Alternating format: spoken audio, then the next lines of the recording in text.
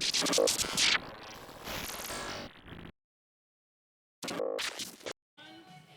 everybody, welcome back to the EQN Sports Desk. I am Drew Stew. All of this coverage is brought to you by our friends at Ranch Fuel. Big thanks to them covering all of our NRCHA. Well, I just about got in trouble right there by the cow horse, folks. You know, no, we're not cutting. Nope. We're cow well, horse. We were cutting today. Yeah, so that's why. That's why, because it was just fresh on the brain.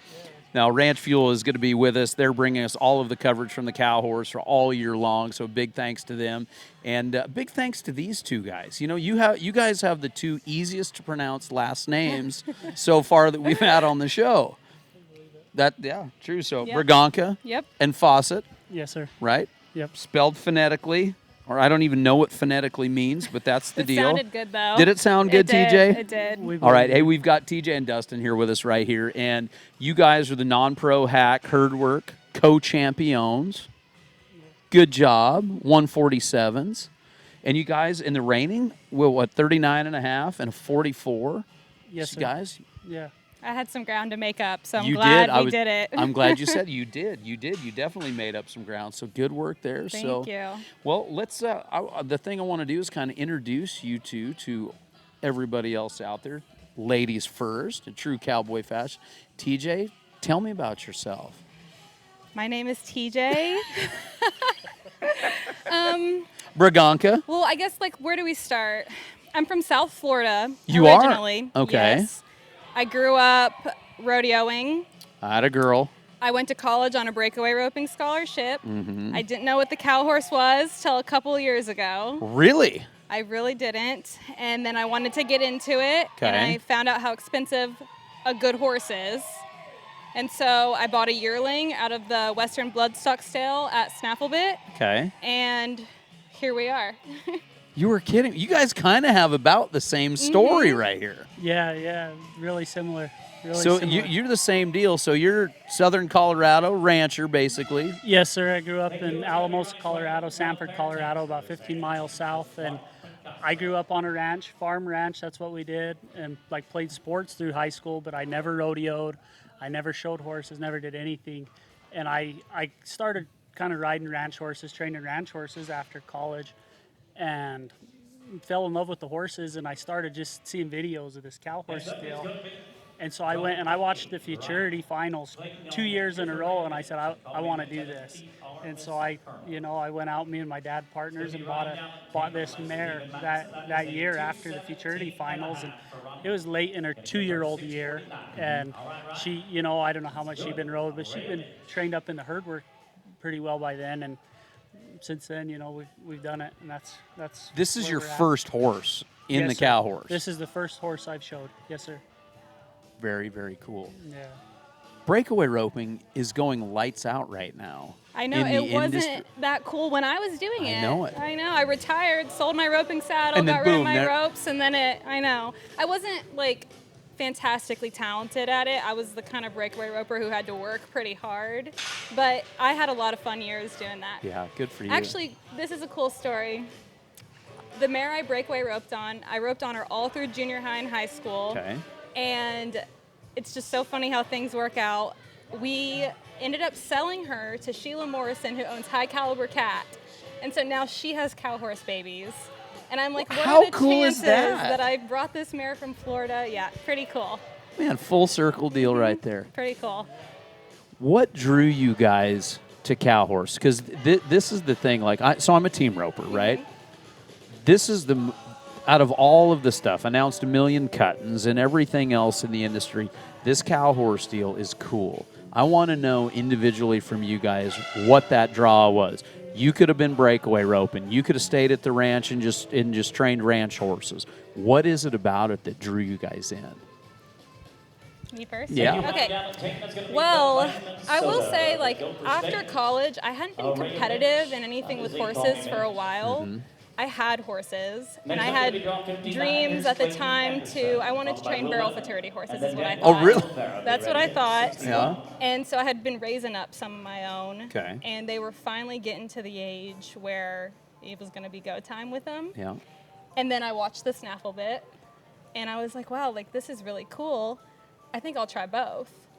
And then, it's pretty hard to do both. And so I was like, well, I bought that filly as a long yearling, and I didn't know if she was very good or not at that point. And I thought, well, I'll get this one riding good, and then I'll sell her as a 2-year-old, and I'll buy a Derby horse to learn on. And so as a 2-year-old, I called about everybody I knew from the cow horse, tried to sell her for pretty cheap, and nobody wanted her.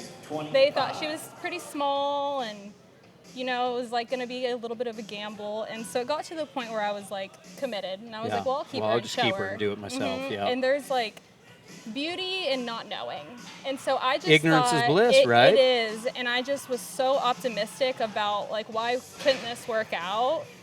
And it did. I mean, that mare was awesome as a futurity horse. I mean, we broke out, like everyone wanted me to box. And I got a lot of recommendations that I do that first. And I was like, well, if I'm going to do it, I want to do it. So you're a bail-inner, aren't you? I was all in. Yeah, okay. And so, yeah, she had a pretty successful 3-year-old year. And she's a 4-lifer now. She's no longer for sale. Yeah. But since then, like, we've just been kind of riding the wave. I love that. Good for you. Thank you. So your story now. Yeah, well, really similar. Growing up on the ranch, and we always just kind of had horses that weren't very nice.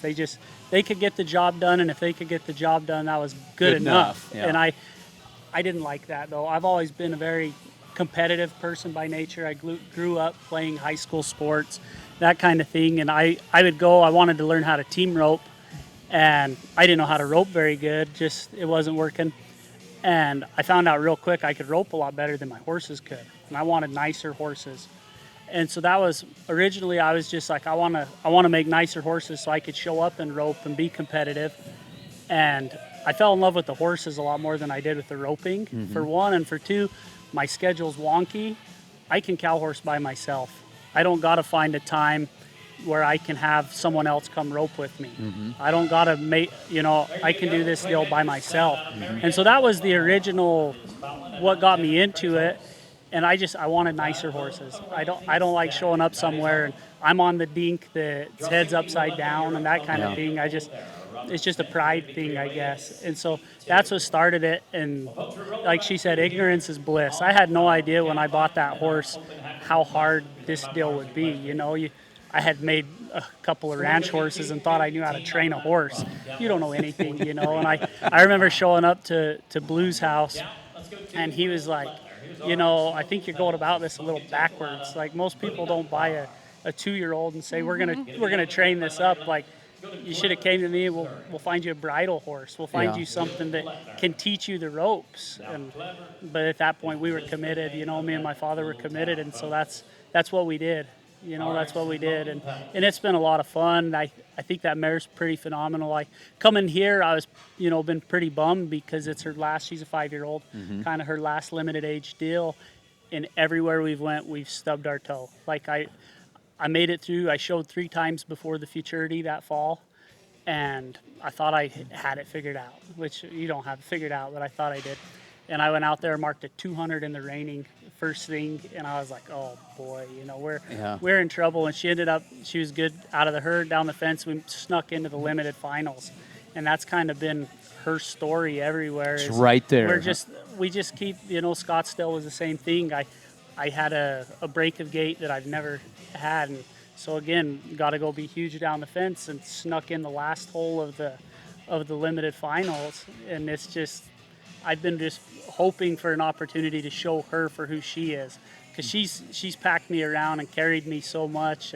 I keep letting her down, and so I'm thrilled to have the opportunity to let her be herself. That's I love this that your guys' story mirrors each other That's pretty so cool, much. right? Yeah. Like have you guys ever talked about this Just before? when I almost ran into him at Scottsdale the one time and just exchanged like an apology. literally almost ran into him. Yeah, we were fencing. Yeah.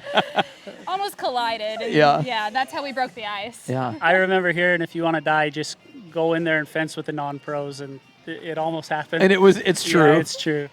So this, from an outsider, right? Like, I feel like we're all, kind of have come from the outside looking in, team rope and ranch and breakaway rope and rodeo and team rope. And this industry is so unique because they kind of bring you in though too, don't they? Like there's a lot of help out there too. You're not just on an island. I mean, you feel like you're on it, but they're dang sure willing to help you, aren't they, in this industry? Oh, I've gotten exceptional help along the way, and especially like wanting to do the DIY thing. There were things that I just didn't know. DIY thing. Yeah. Outstanding. Thank you. I love that. Okay. Your TJ's coined DIY and cow horse. Yeah, I'm just doing the DIY thing Yeah. with old Mare over here. Yep. Old riddles. Yeah. Old riddles. No, I've gotten some outstanding help. It like really wouldn't be possible without the suggestions I've gotten along the way. Like Josh Briggs, he's helped me, and I mean, so much. Clayton Edsel, he's helped me a ton. He told me pretty early on, you'll compare every horse you ride from here on out to this mare. And I don't know if he remembers telling me that, but now I understand what he means. And I mean, just even my herd help. Early on, I went and rode with Chris and Sarah some. They helped me a ton. You know, like Coulter Klim and the cutting. Before I showed at the Futurity, I was over there at Shane Carlin's cutting all the time. Yeah. And so Had you ever thrown your hand down on a cutter before or anything? No. I had never even sat on a cow horse and ran and stopped or did anything. And I was like, I'm going to teach this horse to do it. And I'll be honest with you. Really, Dustin, you're dealing the same? Yeah, the exact same. The exact same. That mare, she trained herself in the stall at night. Like, I have so much respect for her because some of the things that I used to try to do with her, the fact that she came back from that, I'm like, what a good horse this is, you know? And I didn't realize it at the time, but I'm so humble now and like so appreciative, and I feel so blessed and highly favored by God because she's a once in a lifetime horse. Yeah. So the thing that everybody from the Chris, Sarahs, Corey's of the world say, this is a humbling sport. It is. You're doing 3 disciplines on these horses. So it's cool for me to sit here and talk to you guys about it because I've thought about it, you know, a lot, because it is cool. It is cool. I've got 2 little boys at the house, and we're starting to kind of go down that junior rodeo world. And it's like, I think we kind of need to get involved in this cow horse deal. But the big thing is the humility behind it. You're not just training one, and that's what's cool for me listening to you guys. Like, you didn't just say, I'm going to go train a cutter. You had to go train a reiner, a cutter, and then to go down the fence. That's a lot, you guys. It is. Good on you it's both a for bunch. just stepping off It into it. is. You know, man. So, all right, Sarah, whose horse do we have first queued up? All right, we're gonna do TJ's. We're gonna stick with ladies first. Now we're gonna watch your horse. Oh, okay. Right here. How about this? Speaking of the cut. So actually, I didn't cut any of the cows I had watched in the settle that I wanted to cut. I will start with that. Best laid plans, right? They all went pretty early on, Yeah. and so I'm very fortunate I have great herd help. And so Brad Lund, Josh Briggs, they're in the corners with me, and up top is Jordan Williams and Tyler Merrill, and so I just trust them. So at that point, when everything I wanted to cut was already cut, I just kind of followed their lead. Cut for shape, get you a good one. And that mare is really good at pushing a cow out of the herd. She's got a huge ego, that horse, and she's very confident in herself. And so a lot of the times I'm just along for the ride. Like, I'm in cruise control. So like right here, are you just like, I'm going to take whatever's on top? Is that kind of the deal? I wanted that baldy. Okay. And so I just kind of waited. My biggest thing with her is being patient because she's just real ready to go. Okay. But once she realizes what cow we're on, she's on it. Yeah. She's a cool little mare. Yeah, she is. She gets around great. She has a ton of cow, that horse. I spend a lot of time trying to easy, you know. Yeah. The cows, they move an ear, and she's like ready to go. Good second cow right here. Yeah, I think we both only cut 2 cows. Yeah, Yep. yeah, I think so. A lot of working time then. I want to give a shout out to her breeders too, because they're awesome people. Whispering Willows, they bred and raised her. I bought her from them in the sale. They own that mare, Starlit Diamond. That's a really good mare. Will Aiken has a great bridle horse by Dual Ray out of that mare. Did I say a Starlit Diamond is her name? Yeah. We should say it. Yeah. She's by CD Lights out of Shiner's Diamond Girl. And there have been several real good ones out of her. And since then, they owned this one time when I bought her, which she now stands as the highest money earner by this one time. But he has since been sold, and the new owners are fantastic as well. They love to follow Riddles and follow her journey. Cool. So the horse has a lot of awesome connections. Ed John, who manages Whispering Willows, checks in with me and sends me pictures of her mom out in the pasture and stuff, so it's pretty cool. Oh, that's awesome. That's awesome. All right, Dustin, you ready? Yes, sir. All right. That'll work. Let's see what the other 147 looks like. I watched it on the live feed. It was good. Yeah, this All right. mare's kind of same deal. She wants to work a cow. I think she was born to work a cow, whether it's here, down the fence. And so I've struggled the whole way along just putting cows in front of her in a good position. And I joked earlier, that my herd help, Jay McLaughlin and Tyler Merrill both helped me, and they did a good job of talking me off the ledge. I get too fast.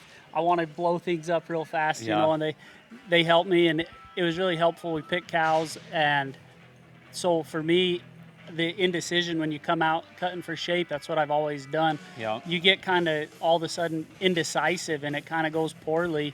But here we kind of picked a couple that we liked, and I was able to, the decision's already made, and driving that cow out then it's something to do rather than something to stress over. And so that was really big for me, and she just let her be herself at this point. You know what I mean? That confidence that you're talking about, I've talked to a lot of cutters over the years, announced for years and years in that game, and talked to the best guys in the world. And it is that, we joke about it, but best laid plans, but you get second guessing yourself because you want that cow that you have written down on your paper. Yeah. But there's one right up there you're cutting for shape, and just take it and have confidence in that, right? But it's hard thing to do. Well, for me it is, and I've struggled with it, and a lot of times I'll rush the cut because I don't know what I'm going to do, and then stuff starts leaving, and you get nervous, and I get panicky, and kind of blow it up, and then the cows aren't soft for her and don't let her show off who she is. And so today was one of the first times I've not cut for shape, and I was just able to, walking into the herd, Jay told me, like, hey, this is a good cow. Let's, So you went and cut your cows. Yeah. We cut the two cows that we talked about that we really liked that were left, and it worked good. For me, growing up on a ranch, I know how to drive a cow around. I know how to do those things, but you get in here and you get indecisive, and it'll bite you. Then you start panicking, and the wheels start spinning, and they fall off, Yeah. And so being able to just make a decision right off the bat and know going in, like, this is what we're going to do, it worked out today. It worked out for me today to do that. I love that, because you guys are talking about two different things that happened here in the herd, like two exactly different. You're going out, I'm going to take the ones off top that the guys have already cut the cows that I had written down, that I had circled that I wanted. They're gone. Yeah. So now what? Well, even if we get one they've already cut, we're not cutting a fresh one, but it doesn't matter. It's okay. Yeah. And then you're saying, hey, I'm going to go cut these two or three I have written down and go make it work. Yeah. You know? Yeah. Very cool, guys. Yeah, I love thank it. you. You guys have taught me a lot here today. wow. No, it's very, very cool. I don't love believe it. you. I know, I'm serious. I love it because the perspective, this is very, very cool for people that want to get in this game. And you guys know that, no joke, this cow horse deal, if you were looking at what is probably the fastest growing of the associations right now, the cow horse is kind of in the lead. Yeah. This is very cool. And for the young person out there, and young person meaning young to an association, to come in and see what you guys are doing, it's very, very cool, and it's like encouraging. Definitely. Yeah, I It's think very so. encouraging. It's doable. It takes a lot of work, and it's not easy at all. And there's a lot of times you fall flat on your face, but it is doable. It is attainable if you put the work in, I think, is the thing. I'm sure she'd tell you, you got to work at it. It's not easy, but it's doable. How rewarding is it, guys? Oh, it's so rewarding. And honestly, so many people in this industry are so God-fearing, and I'm a very faithful person, and I appreciate being able to, have that outlook on it when things don't go your way. Yeah, It's absolutely. like, I feel so blessed, like day in and day out, like I handle that horse hands-on, she's mine, like I do all of her training, and it is rewarding, but even when it doesn't go my way, I'm like, I feel so fortunate that I had to call her mine, I had horses I thought I loved, And then I had that horse, and I was like, okay, this is different, you know? We just had Cheryl Chown up here a second ago, and she was pretty much in tears again about this horse that she's showing. And she's thrown her leg over $1 million of it. Mm-hmm. Yeah. And when you guys get that special deal, it means a lot. It does. Yeah. It means a It lot, does. and we've all had them. We've all had. I mean, who knows how many horses you've ridden or you've ridden Yeah. over the years, but then to come and do this and to put in the work and get the blessing of these horses, and then to do well on them. Yeah. I mean, come on. Yep. What's Do- better than that? Nothing. Doing well is just the icing on the cake, Right. you know? Yeah. Yeah. It's the process that you have to be addicted to, and Yeah. I'm pretty hooked. I think you are Yeah. too. Well, the and- thing is you can't do it if you don't love it. It's too much time. It takes too much effort. It's Sure. You know, there's some things that maybe you can get by halfway doing. I don't believe this is something you can halfway do.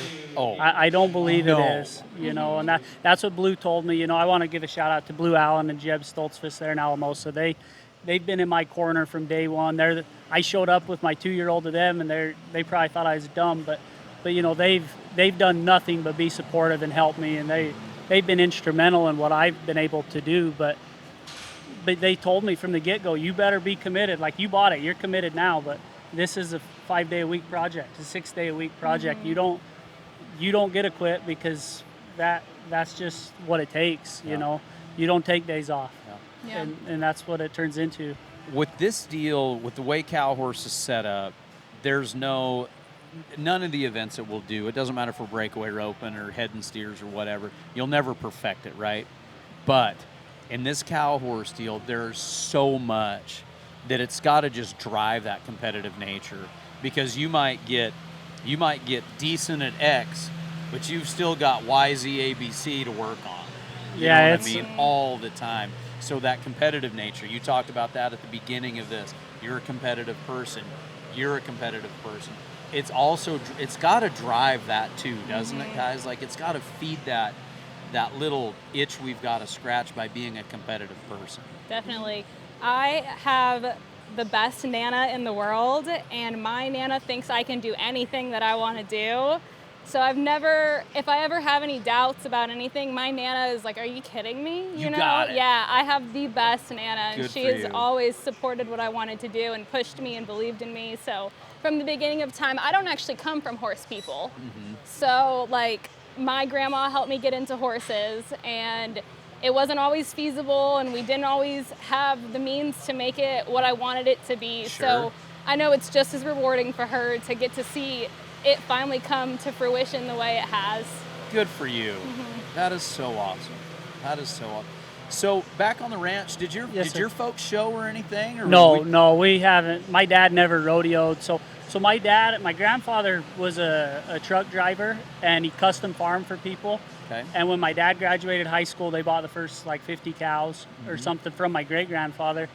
And my dad thought he was gonna go take these cows up in the mountains on motorcycles. He never rode a horse, you know. Really? And so he thought he was gonna go gather these things on motorcycles, and That found out lasted really about quick 5 that minutes. that doesn't work, you know. And so no, we didn't grow up cowboying, and even I grew up in a small town where sports were everything. Like, Okay. we played basketball as the main sport, and we like, you go up to the state tournament, and that weekend there was not a soul in town. There'd be all 1,000 people that live in Sanford were up at the state tournament in so it Green. was a I big mean, deal. Yeah, it was everything. And being competitive, you know, I remember being a 4th or 5th grader and being told basically, you don't win a state championship, you're a loser, you're nothing, you know. Oh, wow. And so like it was for serious, you know, and that's the way I grew up and the way that I'm wired. That just fed me. That fed me my whole life. And then you graduate and you're kind of like, well, now what? now?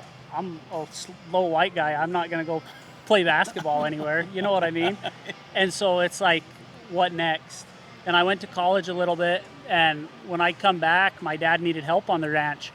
I didn't grow up roping. I didn't grow up, like, I could ride a horse, but not a good horse. Yeah. You know, and I couldn't rope at all. And it just, the competitive nature, I found out real quick, like, hey, there's a Wednesday night roping every week. If you want to go do it, go do it. And that was where it started. But being competitive for me is everything. Yeah.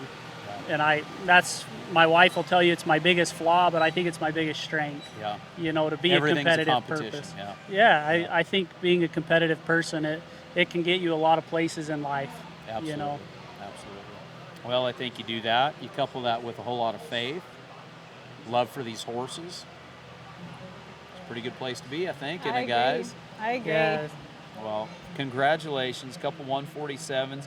You guys are stacking them up. We're good here. When do we show again? When do we wrap this deal up? Friday. Friday, Yep, huh? Yes, sir. Friday. Well, good luck. Thank you so much. Hopefully you're back up here talking about the win, huh? Yeah, I hope so. That would be nice. I Yeah. wouldn't complain too much. Well, guys, congratulations. Hey, thank you so much for sharing your stories. Thank you. This has truly been awesome. Like, this was a great sit down.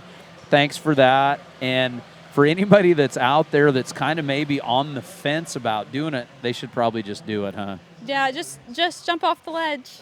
Just bail right in. Yeah, Yeah. jump in. Yeah. Commit. That's the thing is find something in your life you could commit to and do it. Mm-hmm. You deserve it. Everybody deserves something in their life that they dive feet first and they love and they do. And I agree with that. I mean, find something you're passionate about and go all in. Life is too short. Well, there's a whole lot of passion sitting up here right now, and I cannot tell you how much I appreciate both of you. Good luck to both of you, not just here at this show, but in everything else you've got going on. Thank Okay, you so much. friends, this Thank is what you. it's all about here. We're showing at the Mars Hackamore Classic here at Tulsa. This is EQN Sports, all driven by Holiday Auto Group, and once again, a big thanks to our friends at Ranch Fuel, folks. Jump off, get your cow horse, get in the industry. We'll catch everybody in a little bit.